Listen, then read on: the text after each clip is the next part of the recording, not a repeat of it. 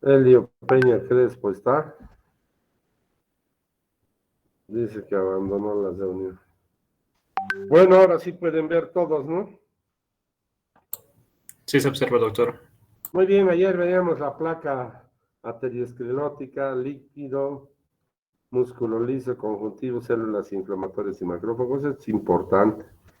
El lípido es la clave, la parte fundamental. Se acumula grasa, como aquí.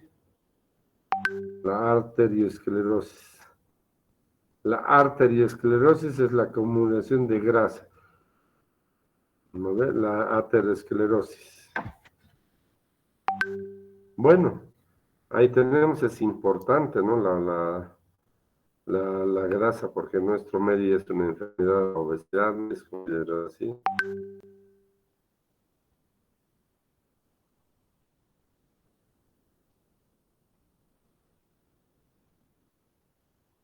Entonces, la aterosclerosis es la considerada acumulación de grasas y colesterol en las paredes de las arterias, ¿no?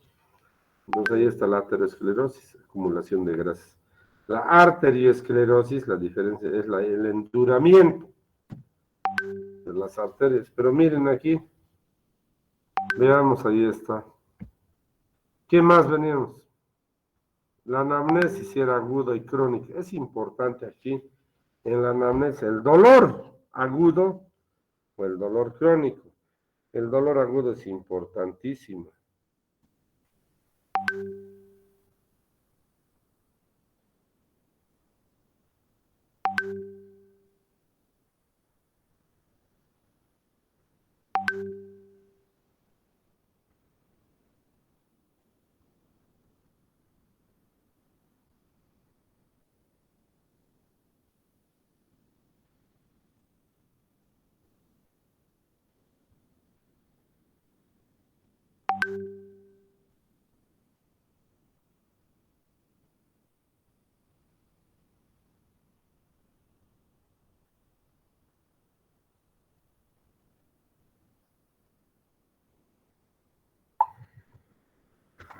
El dolor crónico es un dolor más tolerable, como diríamos, que aguanta más el paciente. El dolor agudo no.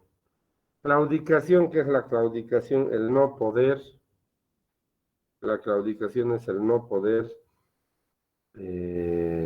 caminar, hacer las actividades. Y finalmente un aspecto importante que nos menciona es el dolor en reposo. ¿Qué es el dolor en reposo? El dolor en reposo es lo que significa el dolor que puede tener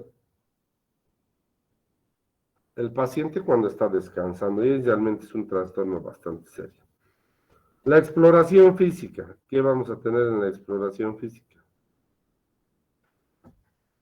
Úlceras, heridas, ausencia de vello, piel seca brillante, palidez y edema son las características fundamentales en la exploración física. Pero ese es en el ámbito global, hablando de una enfermedad que sea sobre todo crónica, porque en la enfermedad aguda generalmente encontramos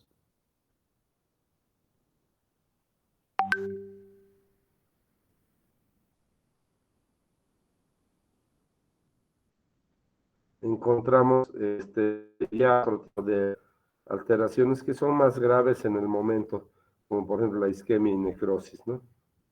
Bueno, y ahí vemos la placa de arteriosclerosis y vamos a ver la insuficiencia arterial, el índice tobillo brazo, es importante el índice tobillo brazo. ¿A qué nos referimos con eso, el índice tobillo brazo? Es a lo que significa la toma de lo que significa la parte principal del... A ver, un segundito, por favor.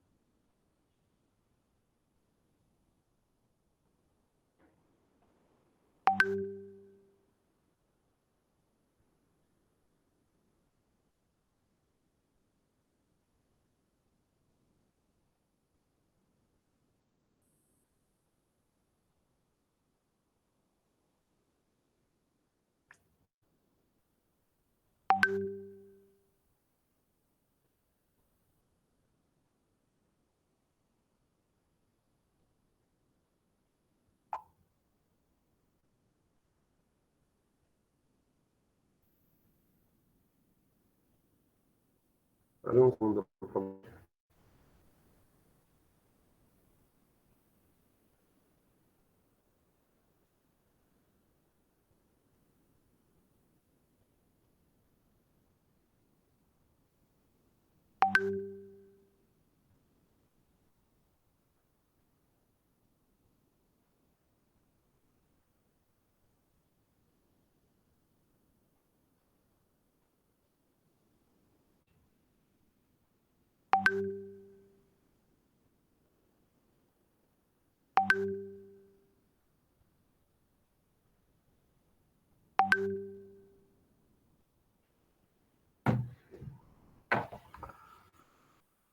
Bueno, ¿qué significa el índice tobillo-brazo? Es importante, es la toma de la presión arterial en lo que significa la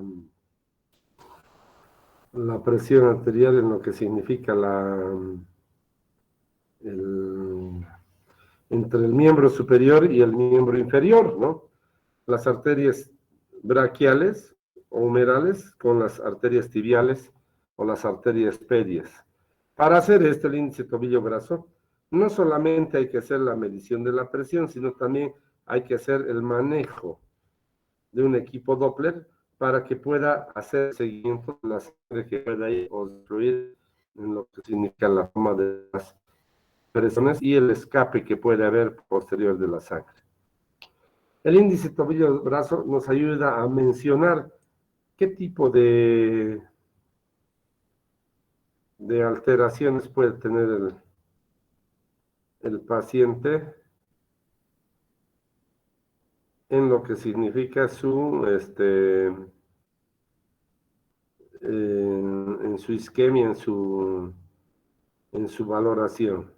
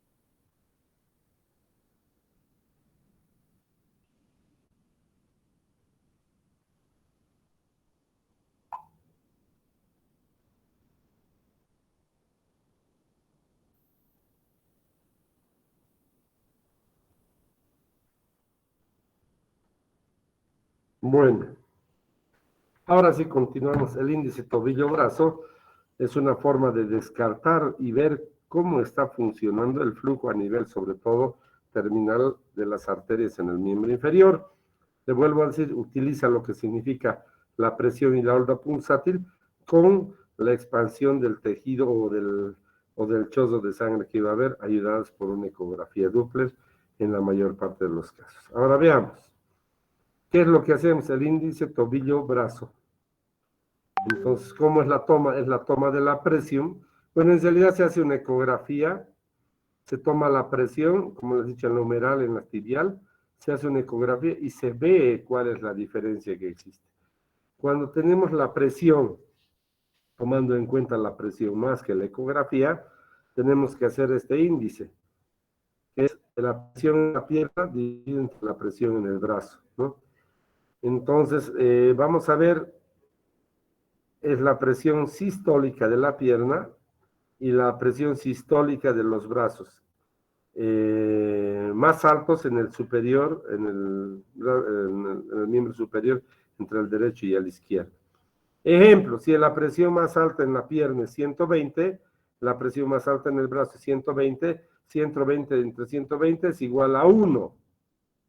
Entonces, eso es más o menos lo que se tiene en el índice tobillo-brazo, ¿no? Hay que hacerlo de esta manera. ¿Y cuáles son sus resultados? Normal es de 1 a 1.2. 0,9 a 0,1 es aceptable. 0,8 a 0,9 es enfermedad arterial. ¿Qué quiere decir? ¿Qué quiere decir? ¿Qué quiere decir? A ver, veamos. ¿Qué quiere decir? Si la presión en el brazo es, si la presión en el brazo es 120 y la presión en la pierna, como tenemos aquí, ¿no? La presión, perdón, en la pierna es 120 y en el brazo es 110, vamos a tener unas respuestas de 1,09. Entonces, hay un valor que está dentro del parámetro normal. Pero, ¿qué tal si tenemos la presión en la pierna de 110 y en el brazo tenemos de 130? Vamos a tener un problema de enfermedad arterial. ¿Por qué? Porque van a ver que el resultado va a ser 0,84 de enfermedad arterial. Ese es el índice tobillo-brazo y se evalúa de esa manera. Lo normal es de 1 a 1.2, aceptable 0,91 y de 0,8 hacia abajo ya tenemos enfermedad arterial. De 0,5 a 0,8 enfermedad con claudicación. De menor de 0,5 y enfermedad severa arterial, cuando el paciente tiene problemas en reposo. Bueno, eso es lo fundamental. Y viendo de la clínica, vamos a ver que los valores van de acuerdo también a la sintomatología. Una claudicación cuando baja de cierta cantidad, dolor, isquemia en reposo, cuando baja de 0,26 y cuando está por menos del 0,1 ya tenemos la necrosis o pérdida de tejido, como vamos a ver en esta imagen o diapositiva. Así es la característica que tenemos y eso es lo que puedo mencionarles en cuanto a lo que significa el índice tobillo-brazo. Bueno, también que se pueden hacer otras pruebas de imágenes. La angiografía de la arteria femoral o braquial son importantes. La angiografía asistida por tomografía o resonancia y también tenemos la ecografía intravascular. Es importante la ecografía intravascular. Ya hay transductores que tenemos que nos pueden mostrar qué es lo que está sucediendo dentro de las arterias, ¿no? Eso es interesante, ¿no?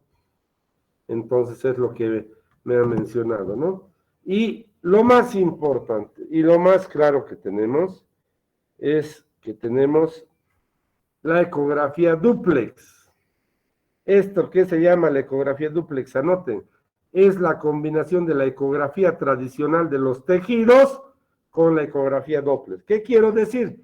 Hay disminución del flujo sanguíneo. Con cambios isquémicos en el tejido, por una ecografía, eso se llama ecografía dúplex. La Doppler solo valora el flujo que podemos tener en lo que significa las arterias, Eso es la ecografía. Y finalmente, ¿qué tenemos? Vamos a tener la combinación de la ecografía duplex con la ecografía Doppler.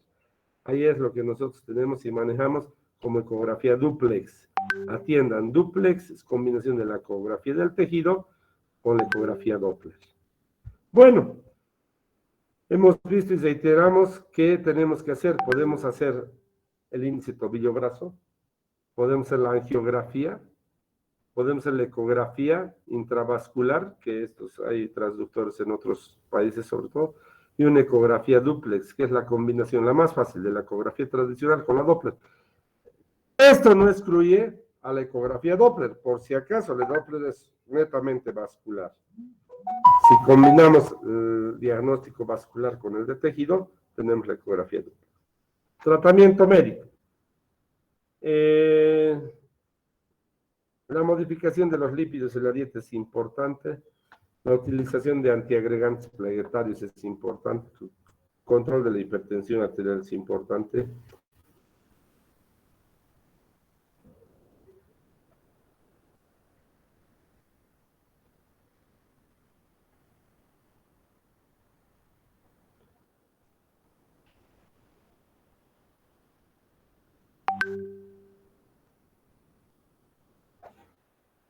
Luego,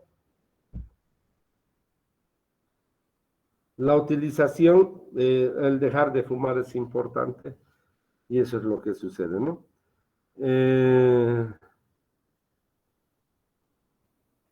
Revascularización, ¿en qué se refiere eso?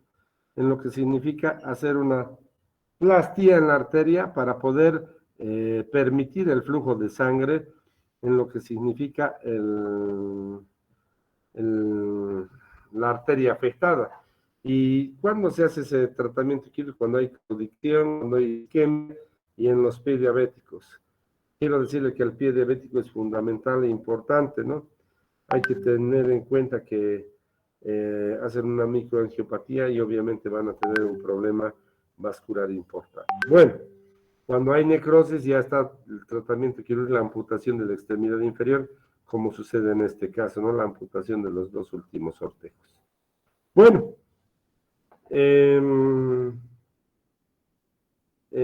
¿cuándo se debe hacer el tratamiento quirúrgico? Cuando hay un fracaso en el tratamiento quirúrgico, cuando hay fracaso en lo que significa el tratamiento médico, cuando hay fracaso en lo que significan los intentos de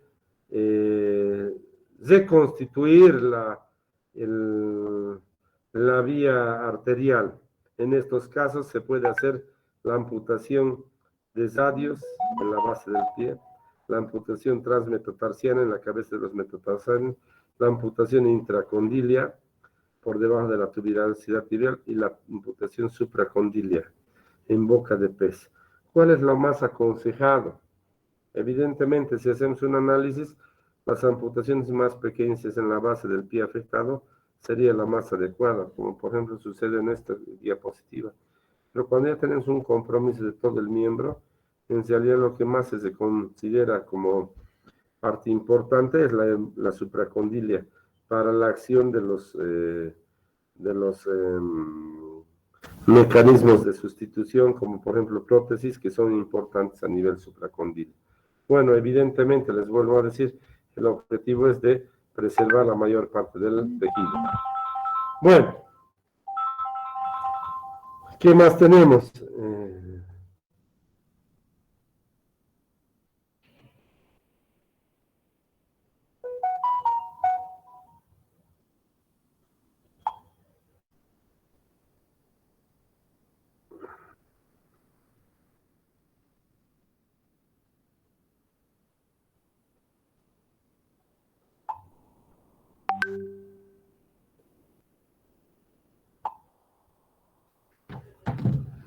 Bueno, intervenciones quirúrgicas de vascularización. En realidad lo que trata es hacer, recanalizar. Y vamos a ver el tratamiento quirúrgico. Cuando se abre, ¿no? Se hace una derivación aortobifemoral con un implante protésico para derivar. Se hace una endoarterectomía o derivación iliofemoral. que son el tratamiento adecuado en la parte vascular. Esta enfermedad, inclusive en los miembros inferiores, la endoarteriectomía interesante, y es la introducción de un catéter para poder hacer la disección interior de la arteria. Eso es importante, así se canaliza, ¿no? Complicaciones, las complicaciones son infecciones superficiales, fístulas, hematomas, salida de linfa, cuando se daña un linfático, tumefacción en las rodillas, atrapamiento del nervio femoral y contractura. Bueno, aquí tenemos estas condicionantes y bueno, tenemos que saber bien las complicaciones cuando se abre una arteria. Obviamente los hematomas es fundamental, la salida de sangre, fístulas, infecciones, salida de linfa por lesión, tumefacción en las rodillas y atrapamiento del nervio femoral y contractura. Bueno, el tratamiento endovascular, eso ya no se hace abriendo la arteria. Si bien se introduce un aparato, un balón, un catéter endoarterial, se hace la angioplastía con sección y dilatación. La angioplastía con balón, que significa dilatar. La utilización de endoprótesis vasculares que dilatan y las endoprótesis cubiertas, ¿no? Es importante mencionar que estas endoprótesis necesitan el tratamiento de anticoagulante, ¿no? Hay balón cortante, hay aterectomía y crioplastía. Son los métodos en los cuales podemos tratar a un paciente con lo que significa la isquemia crónica, es decir, cuando ha ido disminuyendo el lumen de la arteria en un paciente vascular con afección arterial. Si bien todo lo que hemos podido hablar es prácticamente de la afección crónica, ahora vamos a hablar de la isquemia aguda de las extremidades y de las 5 P's, que el libro ya lo clasifica en 6 P's, ¿no? Las 5 P's son palidez, pulso ausente, parestesias y pain. Ese es en significado en inglés, es dolor. Son las 5 P's. Encontramos las 5 P's y seguramente vamos a tener a las pocas horas un paciente que tenga estas características. Entonces, palidez, frialdad, ausencia de pulso y dolor son las alteraciones fundamentales que tenemos en lo que significa la isquemia aguda. Y un sexto P que le he añadido al libro es la poiquilotermia, son los cambios de temperatura. Bueno, pero eso hay que ver, ¿no? En la poiquilotermia es el cambio de la temperatura, hay una frialdad, o puede haber un cambio en lo que significa la temperatura. La isquemia aguda de las extremidades puede ser diagnosticada por lo que significa una radiografía contrastada de las arterias, una arteriografía, donde veamos, miren aquí la ilíaca que está totalmente cortada, aquí hay un coágulo, ¿no? Un coágulo, lo que significa la arteria ilíaca, y aquí está, tenemos, ¿no? Bueno, ¿qué más vamos a tener? Causa isquemia aguda en las extremidades. El origen de los émbolos o de los coágulos puede estar en el corazón, generalmente se da con pacientes con fibrilación auricular. Eso es importante, el paciente con fibrilación auricular generalmente es un paciente anticoagulado. Otras fuentes del émbolo pueden ser los mismos velos valvulares de la aorta, las ilíacas. Los pacientes con antecedentes de prótesis, no se olviden que estos debe hacerse nomás pues una anticoagulación adecuada para tener a los pacientes en una observación que sea la adecuada. Bueno, también la isquemia aguda es considerada una urgencia quirúrgica y debe ser resuelta de inmediato para evitar la necrosis. Gracias a Dios tenemos mucha circulación colateral en las extremidades, pero hay que considerar que una enfermedad arterial de un tronco arterial principal puede ocasionar una necrosis, por lo tanto la isquemia aguda debe ser tratada a la brevedad posible. Bueno, el diagnóstico se basa en 4 categorías.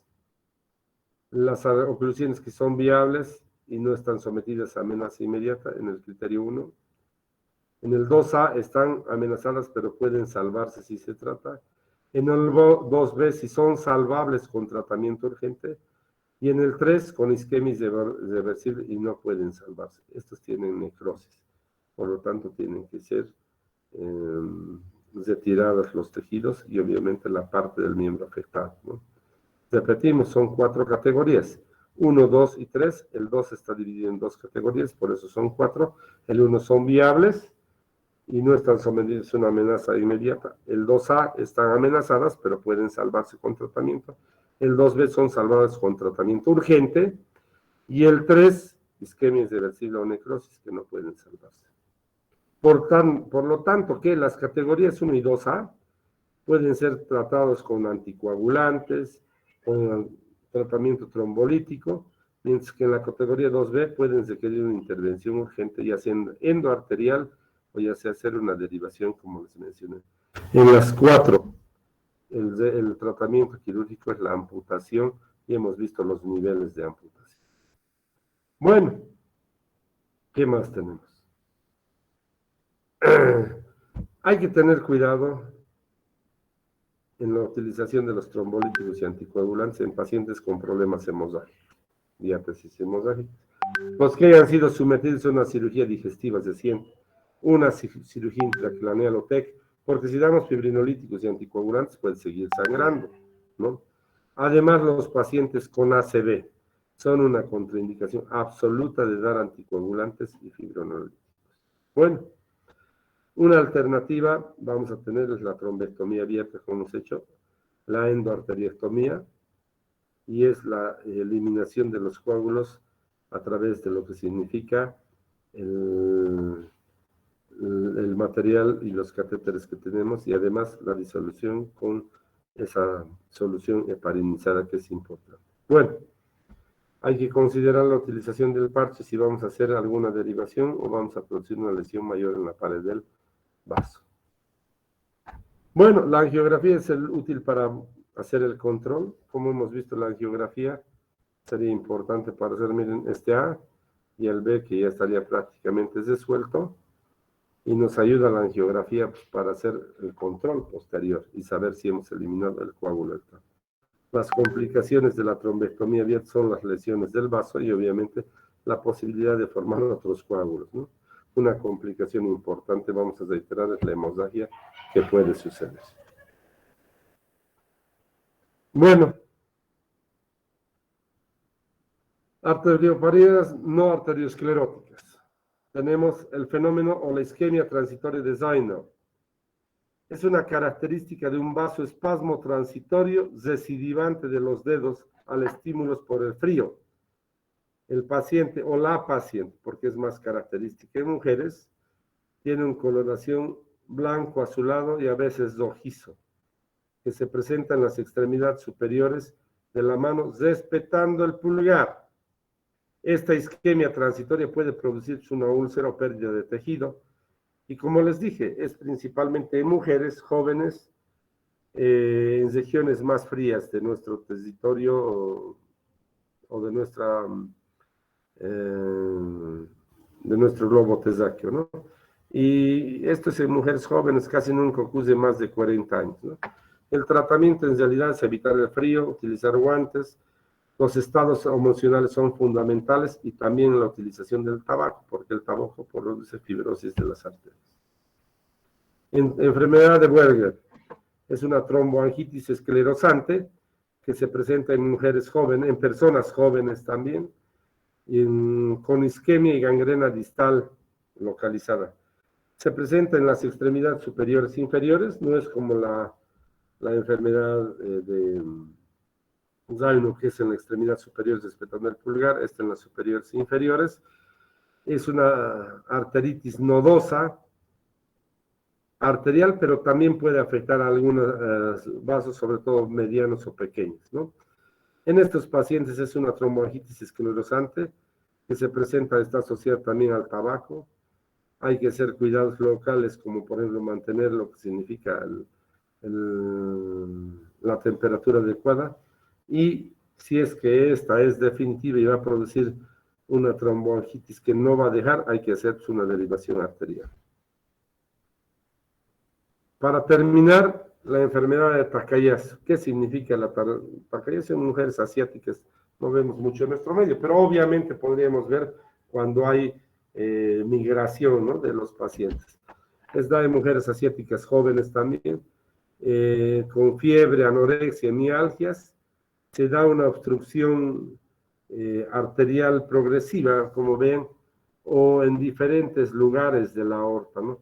Lo que va a producir una isquemia, y vamos a clasificar en tipo 1, cuando es el callado aórtico y los vasos, en el tipo 2, cuando es la aorta descendente, torácica y la abdominal, el tipo 3, cuando afecta al callado, la aorta y sus ramas, ¿no? Las ramas que salen de esto, del tronco. Y la tipo 4 es la que afecta a las arterias pulmonares. Esa es la clasificación de Takayasu, que es la obstrucción arterial que se produce por una esclerosis de la parte de la aorta o ya sea de la pulmonar en el tipo 4, ¿no? El tratamiento puede ser solamente endoarterial y puede ser con la dilatación con balón, y en alguna excepción se puede producir el tratamiento quirúrgico endoarterial.